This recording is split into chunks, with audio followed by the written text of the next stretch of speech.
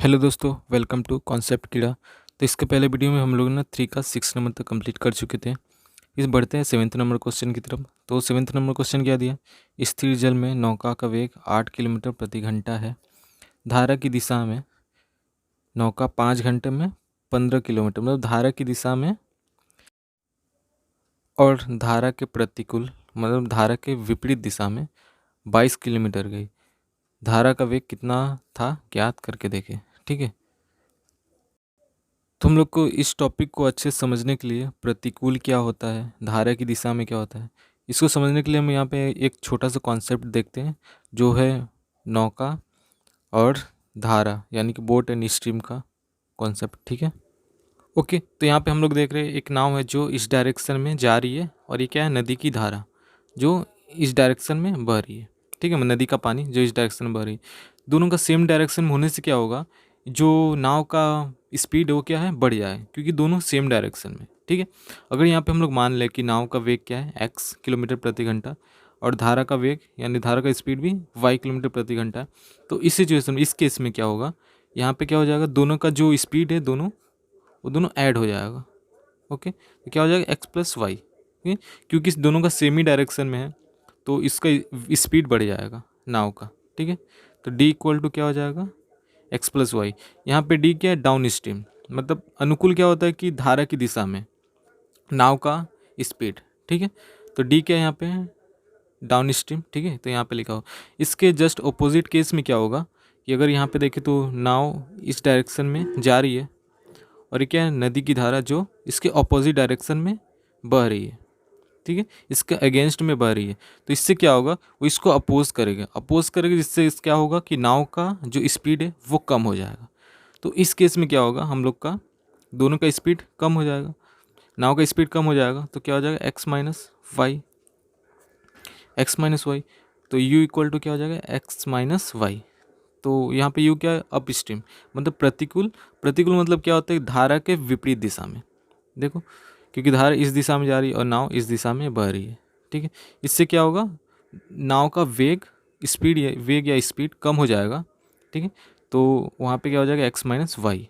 Okay, इससे हम लोग को याद रखने वाला पॉइंट ये है कि एक्स प्लस वाई। तो एक्स प्लस वाई कब होगा, जब धारा की दिशा में नाव जा रही हो। ठीक है, तो धारा की दिशा में नाव का स्पीड क्या हो जाएगा, एक्स प्लस वाई।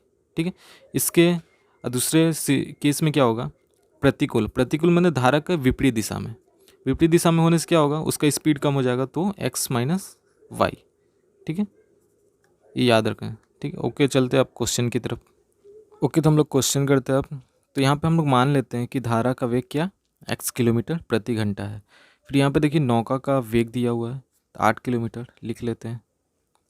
नौका का वेग 8 किलोमीटर प्रति घंटा।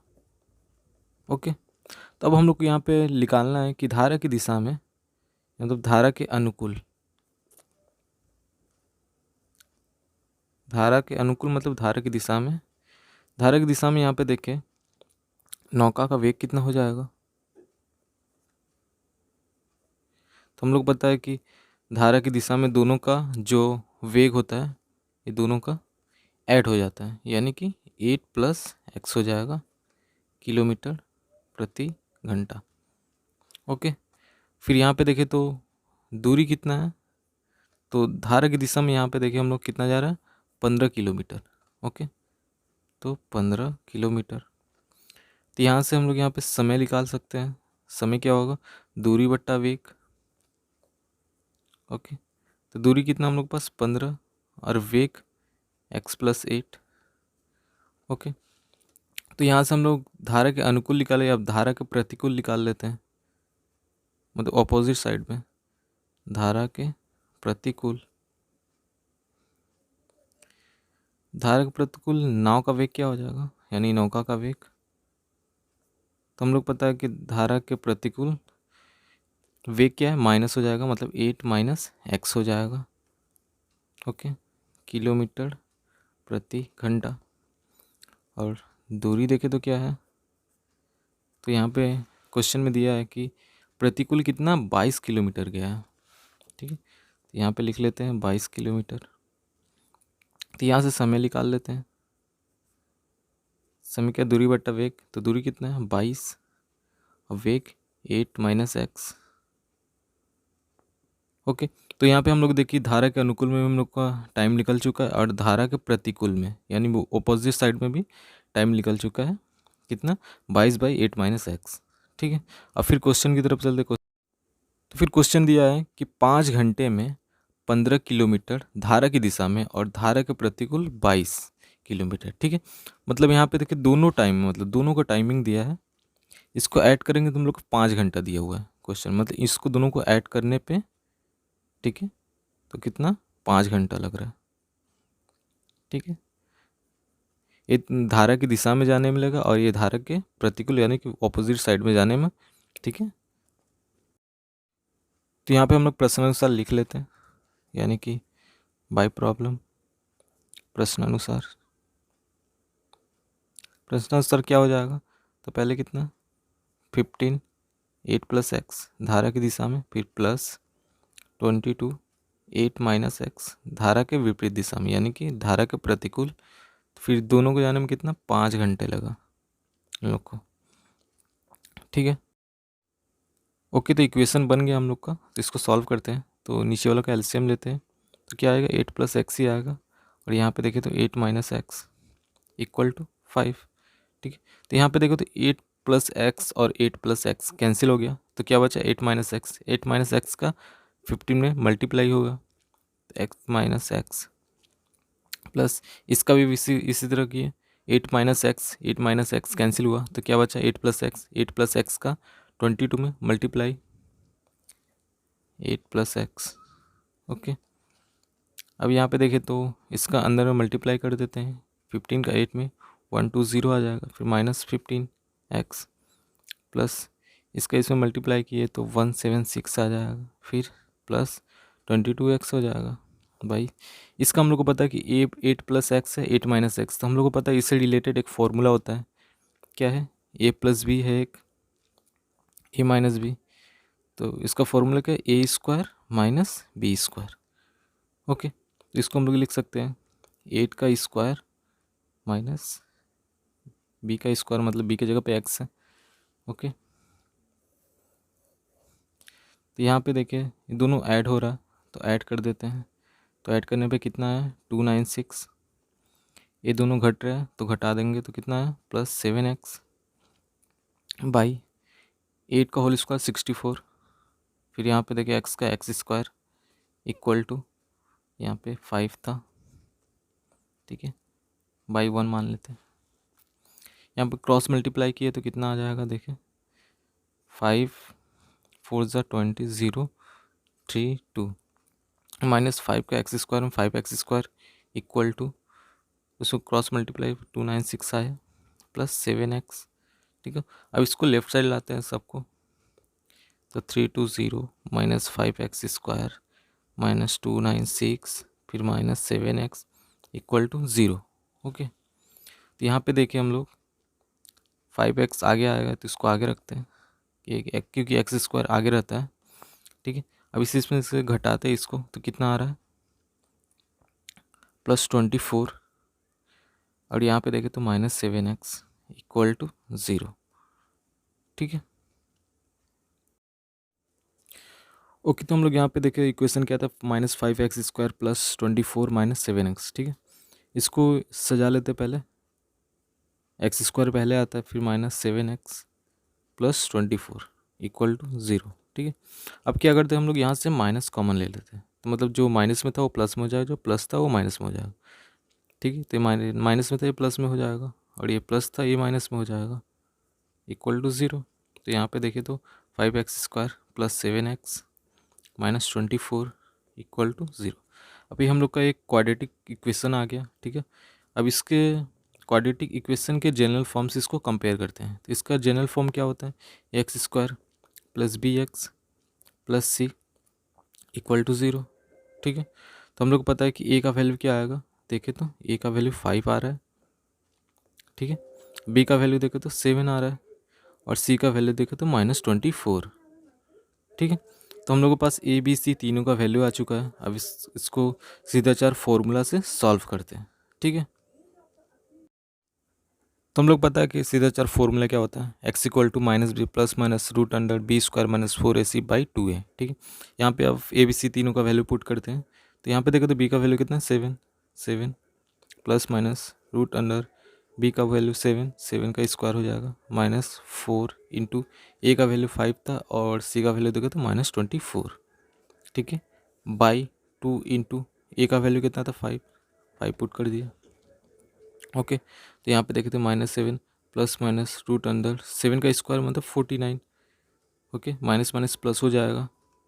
ओके, तो यहाँ पे देखे तो 4 का 5 पे मल्टीप्लाई 20 आया, 20 का फिर 24 मल्टीप्लाई किए तो 480 आ जाएगा बाई 5 2 ज़ा 10।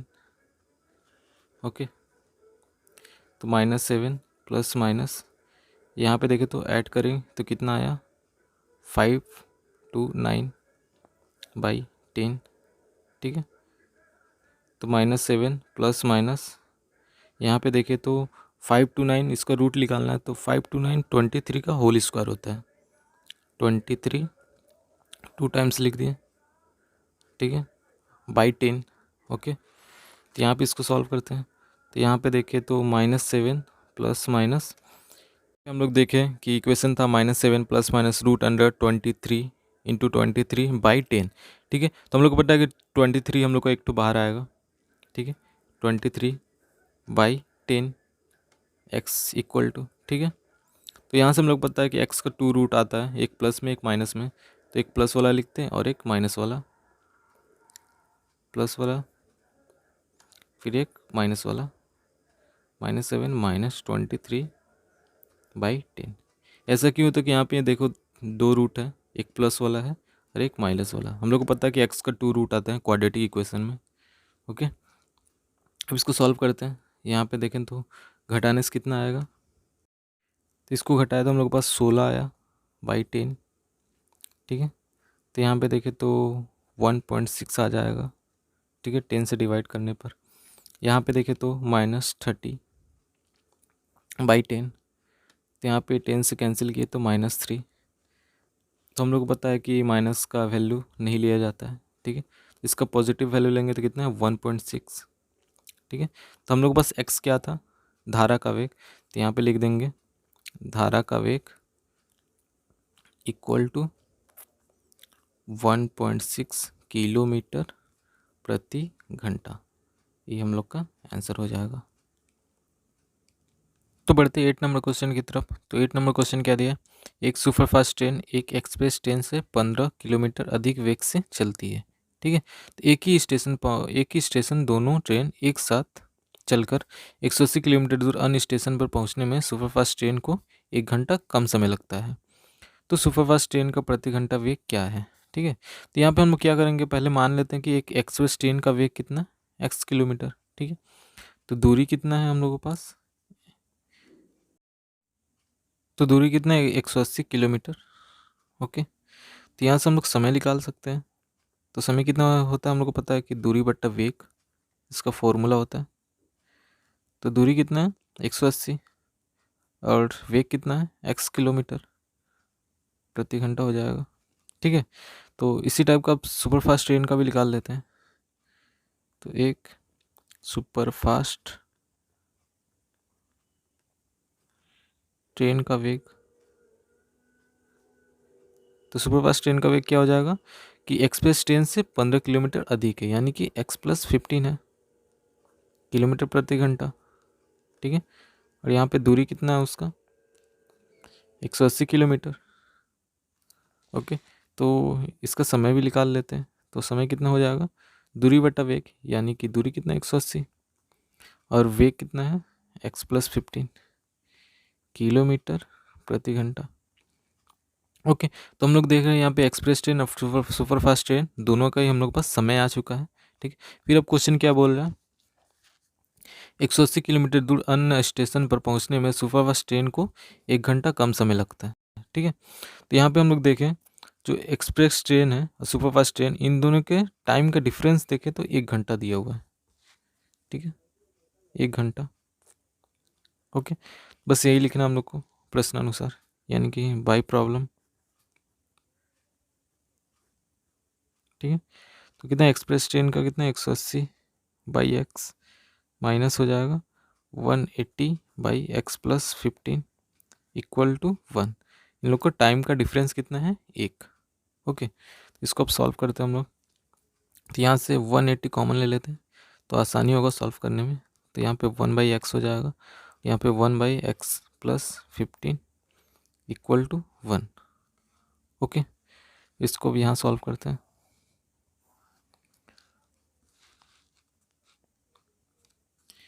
तो यहाँ से देखिए तो 1/x minus 1/x plus 15 equal to 1/80 180। ठीक है, तो यहाँ से इनका एलसीएम लेते हैं तो x आया x प्लस 15 इक्वल टू 1/180। ठीक है, यहाँ देखो तो x और x कैंसिल हुआ तो x प्लस 15 है तो 1 में मल्टीप्लाई होकर उतना ही आएगा x प्लस 15 माइनस फिर x प्लस 15 और x प्लस 15 कैंसिल हुआ, फिर x आया तो x का 1 में मल्टीप्लाई x ही आएगा। ओके, यहाँ पे देखिए हम लोग तो x और x कैंसिल हो गया, फिर बचा क्या 15 बाई, यहाँ पे इसका मल्टीप्लाई किया तो एक्स स्क्वायर हो जाएगा, फिर x का 15 में किया 15x हो जाएगा इक्वल टू 1/180। ठीक है, फिर यहाँ पे क्रॉस मल्टीप्लाई किया तो कितना आ जाएगा x square plus 15x equal to, फिर 15 का 180 में मल्टीप्लाई करना है तो मल्टीप्लाई करके कितना आएगा हम लोग के पास 2700। ठीक है, तो हम लोग के पास इक्वेशन क्या आया था x square plus 15x equal to 2700। ठीक है, इसको लेफ्ट साइड लाते हैं तो x square plus 15x minus 270 equal to 0। ठीक है, तो यहाँ पे हम लोग का क्वाड्रेटिक इक्वेशन बन गया। ठीक है, इसको फिर क्वाड्रेटिक इक्वेशन के स्टैंडर्ड फॉर्म से कंपेयर करते हैं तो उसका स्टैंडर्ड फॉर्म क्या होता है A X square plus B x plus C equal to 0। तो यहाँ पे देखें तो ए का वैल्यू कितना है 1 और बी का वैल्यू देखें तो 15 आया और सी का वैल्यू देखें तो -2700। ओके, अब इसको सीधा चार फॉर्मूला से सॉल्व करते हैं। तो हम लोग को पता है कि सीधा चार फॉर्मूला क्या होता है x equal to minus b plus minus root under b square minus 4ac/2 है। ठीक है, इसका वैल्यू पुट करते हैं तो हम लोग के पास b का वैल्यू कितना था 15, फिर plus minus root under b square मतलब 15 का स्क्वायर माइनस 4 इंटू ए का वैल्यू 1 था और सी का वैल्यू देखे तो -2700। ठीक है, बाई 2 इंटू ए का वैल्यू 1 है। ओके, तो यहाँ पे देखें तो -15 फिर प्लस माइनस रूट अंडर 15 का स्क्वायर पता है हम लोग को 225 होता है। यहाँ पे देखो तो माइनस माइनस प्लस हो जाएगा, 4 का 1 में मल्टीप्लाई किए तो 4 आया, फिर 4 का इसमें किए तो 10800 आएगा। ठीक है, बाई 2 का 1 में मल्टीप्लाई 2 ही आ जाएगा इक्वल टू -15। फिर यहाँ पे देखो तो प्लस माइनस रूट अंडर इसको ऐड किए तो कितना आएगा कि तुम लोग के पास कितना है 11025/2। ओके, तो अब इसका एलसीएम लेते हैं 11205 का लेते हैं तो कितना आएगा 11025। ठीक है, तो इससे 5 से किए तो 2205 आया, फिर 5 से करते हैं तो 441 आएगा। ठीक है, फिर अब किससे होगा 21 से, तो 21 से 21 बार में ही जाएगा। ओके, तो यहाँ पे देखें तो हम लोगों के पास कितना है LCM plus minus root under 5 into 5 into 21 into 21/2। Okay, तो हम लोग को पता है कि -15 फिर प्लस माइनस यहाँ से देखो तो 5 बाहर आया और एक 21। ठीक है, इसका मल्टीप्लाई हुआ तो 105 आएगा बाई 2। ठीक है, तो x इक्वल टू कितना है हम लोग के पास -15 प्लस माइनस 105/2। ठीक है, अब क्या करेंगे इसको प्लस और माइनस में ब्रेक करते हैं, मतलब 2 रूट आता है ना तो इसको ब्रेक करना पड़ेगा। ओके, तो इसको यहाँ सॉल्व करते हैं। ठीक है, तो x इक्वल टू एक प्लस वाला रखते हैं 105/2, एक माइनस वाला यहाँ पे -105/2। ठीक है, तो यहाँ पे देखें तो इसको माइनस किए तो 90 आया बाई 2, तो यहाँ पे 2 से कैंसिल करके 45। ठीक है, तो यहाँ पे देखें इसको 1120 आएगा बाई 2, तो यहाँ पे कैंसिल किए तो -16। तो हम लोग को पता है कि 16 माइनस में वैल्यू नहीं आता है। ठीक है, तो पॉजिटिव वैल्यू इसका लेते हैं हमेशा, तो कितना x का वैल्यू 45। तो x क्या था हम लोग का एक एक्सप्रेस ट्रेन का वेग था, तो क्या हो जाएगा तो यहाँ पे देखिए हम लोग को एक्सप्रेस ट्रेन का वेग कितना आ जाएगा। एक्सप्रेस ट्रेन का वेग एक्स मान लेते, तो एक्स का वैल्यू आएगा कितना 45, ठीक है। तो सुपर फास्ट ट्रेन का कितना हो जाएगा, सुपर फास्ट ट्रेन का वेग तो x+15 था, ओके। तो यहाँ पे देखो तो x का वैल्यू है तो 45 आया, 45 + 15 = 60 किलोमीटर प्रति घंटा, ठीक है। और एक्सप्रेस ट्रेन का कितना 45 किलोमीटर प्रति घंटा। हम लोग का यही आंसर आ गया। ओके, तो बढ़ते लास्ट क्वेश्चन की तरफ। तो लास्ट क्वेश्चन क्या दिया है, रिहाना बाजार जाकर देखी कि प्रति किलोग्राम मछली के मूल्य से प्रति किलोग्राम दाल का मूल्य 20 रुपया कम था, चावल का दाम प्रति किलोग्राम 40 रुपया कम है। रिहाना 240 रुपये की मछली व 240 रुपये की दाल खरीद कर जितनी मछली और दाल मिलाकर पाई उसकी माप 280 रुपये के चावल के परिमाण के समान है। मतलब वो 240 रुपये की दाल और मछली जितना मिलाकर खरीदी वो कितना चावल के 280 रुपये परिमाण के इक्वल था, ठीक है। तो रिहाना मछली प्रति किलोग्राम किस दर से खरीदी ज्ञात करके लिखा। ओके, तो हम लोग यहाँ पे मान लेते हैं, माना 1 किलोग्राम मछली का मूल्य, 1 किलोग्राम मछली का मूल्य x रुपये, ओके। तो 1 किलोग्राम मछली का मूल्य x रुपये हो जाएगा। तो यहाँ पे देखें तो क्या दाल का मूल्य कितना 20 रुपया कम था, ठीक है। तो 1 किलोग्राम दाल का मूल्य 20 रुपये कम हो, यानी x-20 हो जाएगा, ओके। तो इसी तरह हम लोग चावल का भी देखिए, 1 किलोग्राम चावल का मूल्य, ओके। तो चावल का मूल्य कितना हो जाएगा 40 रुपये कम, यानी कि x-40 हो जाएगा रुपया, ओके। तो यहाँ पे हम लोग देखें तो तीनों का 1 किलोग्राम आ गया मूल्य। तो यहाँ पे फिर क्वेश्चन में क्या दिया है कि 240 रुपये की मछली, यानी कि 240 रुपये में मछली का परिमाण, मछली का परिमाण मतलब मछली की मात्रा, मछली का परिमाण कितना हो जाएगा 240/x किलोग्राम, ओके। सो इसी तरह देखें तो यहाँ पे 240 रुपये की दाल भी है, ठीक है।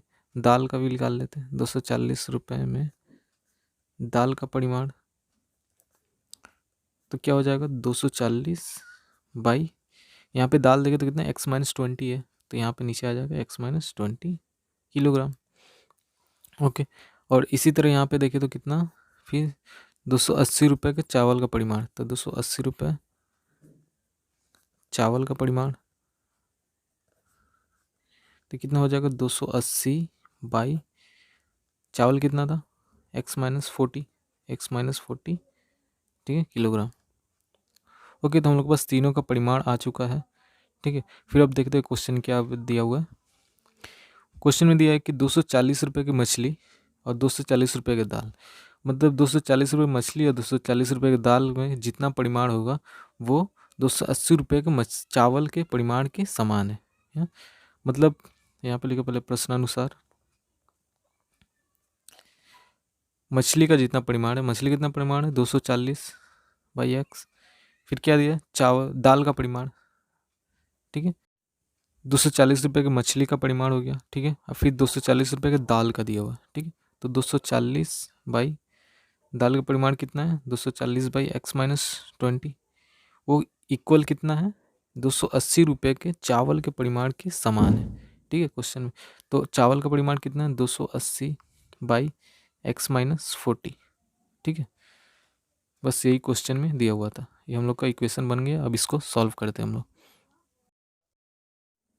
ओके। तो यहाँ पे हम लोग देखें 240/x + 240/x-20 = 280/x-40, ठीक है। तो एक काम करते हैं, यहाँ से हम लोग पहले 40 कॉमन लेते हैं, यहाँ से भी यहाँ से भी। तो यहाँ से 40 कॉमन लेंगे तो 40 × 6 हो जाएगा बाई x प्लस, और यहाँ से 40 कॉमन ले तो 40 × 6, okay, by x-20 equal to, वहाँ से 40 कॉमन ले तो 40 × 7/x-40, ठीक है।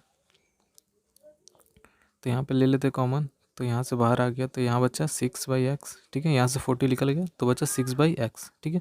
फिर प्लस यहाँ से 40 निकला तो क्या बचा 6, ठीक है। फिर यहाँ पे देखो क्या है x-20 इक्वल टू, यहाँ से देखे तो 40 × 7/x-40, ठीक है। यहाँ देखे तो हम लोग 40 और 40 कट गया कॉमन लेने से। फिर यहाँ पे देखे तो 6/x plus 6/x-20 equal to 7/x-40, ठीक है।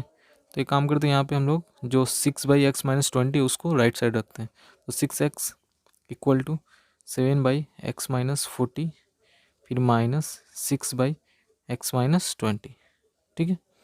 तो यहाँ पे स्पेस नहीं है तो नेक्स्ट पेज में इसको सॉल्व करते हैं हम लोग। ओके, तो फिर एलसीएम लेते हैं हम लोग। तो एलसीएम क्या है, x-40 और x-20 का उतना ही आएगा, x-40 और x-20, ठीक है। तो यहाँ पे देखिए हम लोग x-40 और x-40 कैंसिल हुआ तो क्या बचा x-20, x-20 का 7 मल्टीप्लाई होगा तो उतना आ जाएगा x-20 माइनस, फिर इसका भी इसी टाइप से करते हैं, x-20 कैंसिल हो गया तो x-40 बचा, x-40 का 6 में मल्टीप्लाई x-40, ठीक है, इक्वल टू, तो यहाँ देखिए इसका अंदर मल्टीप्लाई कर देते हैं तो 7x आ जाएगा माइनस, फिर 27 = 140, फिर माइनस यहाँ पे 6 का x में 6x आ जाएगा, ठीक है। यहाँ पे देखिए तो माइनस माइनस प्लस हो जाएगा, 46 = 240 बाई, ओके। फिर इसका इसमें मल्टीप्लाई करते हैं तो x का x में x² हो जाएगा, फिर x का 20 में -20x हो जाएगा, ठीक है। फिर -40 का x में किए -40x हो जाएगा, ओके। तो माइनस माइनस प्लस हो गया, फिर 40 का 20 में मल्टीप्लाई किए 800, ओके। फिर इक्वल, यहाँ देखें तो यहाँ पे घट रहा है, घटा देंगे तो x आ जाएगा, फिर यहाँ पे देखें तो यहाँ भी घटेगा तो +100 आ जाएगा बाई x², यहाँ पे देखें तो दोनों ऐड हो रहा है माइनस माइनस, तो 660x + 800, ओके। ओके, तो हम लोग क्रॉस मल्टीप्लाई करते हैं, ठीक है। क्रॉस मल्टीप्लाई 6/x था यहाँ पे, ठीक है। इसका इसमें मल्टीप्लाई करेंगे और x का इसमें, ठीक है। तो 6 का इसमें किए 6x² हो जाएगा, फिर माइनस, फिर 60 में 6 का किए 360x हो जाएगा, ओके। फिर 6 का 8 में किए 48 और 00, ओके, इक्वल टू, फिर x का x में किए x² हो जाएगा, फिर x का 100 में किए 100x हो जाएगा, ओके। फिर अब यहाँ पे देखिए सबको लेफ्ट साइड लाते हैं तो x², 6x² 360x + 4800, फिर minus x² minus 100x equal to 0, ठीक है। अब यहाँ पे देखें तो घट रहा है तो घटा देंगे 5x² हो जाएगा, इक्वल टू, यहाँ पे देखो तो दोनों ऐड हो रहा है, ऐड कर देंगे तो कितना 460x + 4800 इक्वल टू 0, ओके। तो हम लोग यहाँ से 5 कॉमन ले लेते हैं, ठीक है। यहाँ से 5 कॉमन लिए तो क्या आएगा x² माइनस 5 9 = 45, फिर 2x प्लस, यहाँ देखें तो 5 9 आ जाएगा, फिर 6 0 इक्वल टू 0। तो यहाँ पे x² minus 92x + 960 equal to, यहाँ पे 0, फिर यहाँ पे 5 नीचे आ जाता है, पता होगा वैसे आप लोग को। तो यहाँ पे देखें तो इक्वेशन क्या आ जाएगा, x² minus 92x + 960 equal to 0, ठीक है। तो ये हम लोग का एक क्वाड्रेटिक इक्वेशन आ गया, ठीक है। अब क्वाड्रेटिक इक्वेशन को इसके स्टैंडर्ड फॉर्म से कंपेयर करते हैं, फिर ए बी सी तीनों का वैल्यू निकालते हैं, ठीक है। इसका स्टैंडर्ड फॉर्म क्या होता है, x² + bx + c equal to 0, ठीक। इससे इसको कंपेयर किए तो देखिए तो a का वैल्यू कितना आ रहा है 1, ओके। अब b का वैल्यू देखें तो -92 और c का वैल्यू देखें तो 960 है, ओके। अब ए बी सी तीनों का वैल्यू आ चुका है, अब हम लोग सीधा 4 फॉर्मूला से उसको सॉल्व करते हैं, ओके। तो हम लोग को पता है कि सीधा 4 फॉर्मूला क्या होता है, तो x equal to -b + -√b² - 4ac/2 है, ठीक है। यहाँ पे हम लोग ए बी सी तीनों का वैल्यू रखते हैं, ठीक है। तो b का वैल्यू क्या है हम लोग के पास -92, फिर प्लस माइनस √, b का वैल्यू -92 का स्क्वायर हो जाएगा इंटू +4 × a का वैल्यू 1 था और c का वैल्यू था हम लोगों के पास 960, ठीक है, बाई 2 इंटू ए का वैल्यू 1 था। ओके, इक्वल टू यहाँ पे तो माइनस माइनस प्लस हो जाएगा, तो 92 फिर प्लस माइनस रूट अंडर, तो 92 का स्क्वायर करेंगे तो कितना आएगा 8494। ओके, फिर प्लस इसका इसमें मल्टीप्लाई करेंगे तो 92 का स्क्वायर हम लोग के पास कितना आएगा 8464 आएगा। ओके, 8464। ठीक है, अब यहाँ पे देखें तो हम लोग 960 का 4 में मल्टीप्लाई करेंगे तो कितना आएगा 3846। ठीक है, 3846। यहाँ पे देखें तो माइनस है ना, माइनस हो जाएगा, प्लस दे दिए थे तो माइनस हो गया। ठीक है, बाई कितना आएगा 2 का 1 में मल्टीप्लाई 2 ही आ जाएगा, इक्वल टू 92 फिर प्लस माइनस इक्वल टू, अब इसमें इसको हम लोग घटाते तो कितना आएगा, यहाँ पे हम लोग देखो इससे और इसको घटाएं तो कितना आया, तो यहाँ पे आएगा 4624 बाई 2। ओके, तो यहाँ पे देखें तो अब इसका एलसीएम लेते हैं, तो यहाँ पे हम लोग 4624 का एलसीएम लेते हैं। ठीक है, तो 4624 है। ठीक है, तो पहले किए तो 2 से जा रहा है, 2 2 ज़ा 4, 2 3 ज़ा 6, 1 2। ठीक है, फिर 2 से जाएगा, 2 से किए 1, फिर 1 5 और 6 जा रहा है, फिर 2 से जाएगा, 2 5 ज़ा 10 आ जाएगा, 2 7 फिर 2 8, फिर 2 से किए 2 2 ज़ा 4, 2 3 ज़ा 2 2 ज़ा 4 हुआ, तो 2 8 ज़ा आएगा, फिर 2 9। ठीक है, फिर यहाँ पे देखो 17 बार में जाएगा, 17 का होल स्क्वायर होता है 289। ओके, तो यहाँ पे 4 टाइम्स 2 आया और 17 डबल आया। ओके, तो यहाँ पे हम लोग लिख देते हैं 92 plus minus root under 2 into 2 2 2 फिर 70 इंटू 70 बाई 2 इक्वल टू 92 फिर प्लस माइनस। ओके, तो यहाँ पे देखें तो हम लोग एक 2 बाहर आया।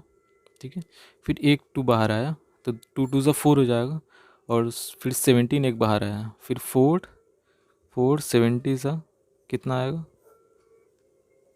68। ठीक है, फिर प्लस माइनस 68 बाई 2। ठीक है, तो हम लोग पता है कि यहाँ पे 2 रूट होते हैं, तो इसको एक प्लस और एक माइनस में लिखते हैं, तो x कितना एक प्लस में आएगा 92 प्लस 68 बाई 2। ठीक है, फिर एक आएगा x इक्वल टू 92 फिर माइनस 68 बाई 2। ठीक है, तो इन दोनों को ऐड किए तो कितना आएगा हम लोग पास 016 बाई 2। इसको कैंसिल किए तो 80 आया, एक x का वैल्यू कितना आया हम लोग पास 80। फिर यहाँ पे देखें तो 4 आ जाएगा। ठीक है, तो यहाँ पे 8 आ जाएगा, तो 2 बाई 2, तो यहाँ पे देखें तो एक 12 आ जाएगा। ठीक है, एक आया हम लोग के पास 80 और एक 12। ठीक है, ओके, तो हम लोग यहाँ पे अब समझना होगा कि 80 आएगा आंसर या फिर 12। ठीक है, ओके, तो हम लोग को पता है कि x का 2 वैल्यू आया, कौन सा, एक 80 आया एक 12 आया। ओके, एक 80 और एक 12। ठीक है, तो हम लोग को देखना है कि इसमें से x का कौन सा वैल्यू होगा। ठीक है, तो अगर हम लोग यहाँ पे मान लें कि x का वैल्यू 12 है। ठीक है, तो यहाँ पे मछली का मूल्य कितना आ जाएगा 12, क्योंकि x का वैल्यू आया 12 रुपया। ठीक है, तो यहाँ पे अगर हम लोग देखें दाल का मूल्य कितना x माइनस 20, और x माइनस 20 की जगह पर x का वैल्यू पुट करते 12। ठीक है, तो कितना आएगा देखें तो -8 आ जा रहा है। ठीक है, जो कि पॉसिबल नहीं है माइनस में। ठीक है, तो ऐसे देखें तो अगर 80 लिए तो क्या होगा, अगर x का वैल्यू 80 आया, ठीक है 80 रुपीज़। ठीक है, तो यहाँ पे x से जब 80 पुट करते हैं, मतलब 80 माइनस 20, तो यहाँ पे देखें तो हम लोग को 60 रुपीज़। ठीक है, तो दाल का मूल्य 60 रुपीज़ आ गया। ठीक है, तो ऐसे करके चावल का भी निकालें तो चावल का कितना आएगा 80 माइनस 40 रुपीज़, तो कितना आएगा देखें 40 रुपीज़ आया। ठीक है, तो हम लोग यहाँ पे देखें कि मछली का मूल्य कितना आया 80 रुपये, और दाल का मूल्य 60 रुपये। ठीक है, और चावल का मूल्य 40 रुपये। ठीक है, तो ये हम लोग का आंसर हो जाएगा। ओके।